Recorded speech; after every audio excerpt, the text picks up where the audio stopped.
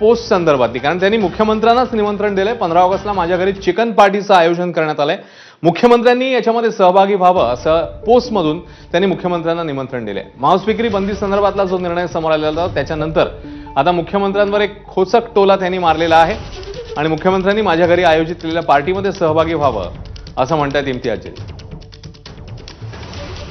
कृष्णा केंडे याबद्दल अधिक अपडेट देतील. कृष्णा,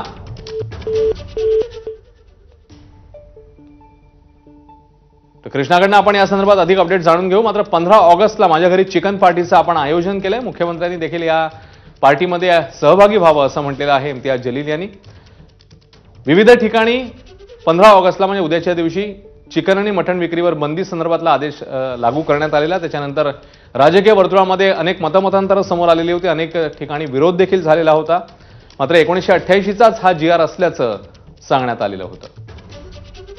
कृष्णा केंडे अधिकचे अपडेट देतील याबद्दल. कृष्णा, आपण पाहिलं तर इम्तियाज जलील यांनी एक फेसबुक पोस्ट केलेली आहे आणि मुख्यमंत्र्यालाच त्यांनी स्वतःच्या घरी या ठिकाणी आमंत्रण दिलेलं आहे. आणि 15 ऑगस्ट रोजी ज्या दुकानं मटण आणि मटणच्या दुकानं बंद करण्याचा निर्णय जो शासनाने केलेला आहे त्या विरोधात त्यांनी मुख्यमंत्र्यांनीच यावं माझ्या घरी नॉनव्हेज पार्टी करावी अशा प्रकारचं त्यांच्या फेसबुक पोस्टमधून थेट त्यांना निमंत्रण दिल्याचं आपल्याला पाहायला मिळतं. अश्विन, धन्यवाद कृष्णा या माहितीबद्दल.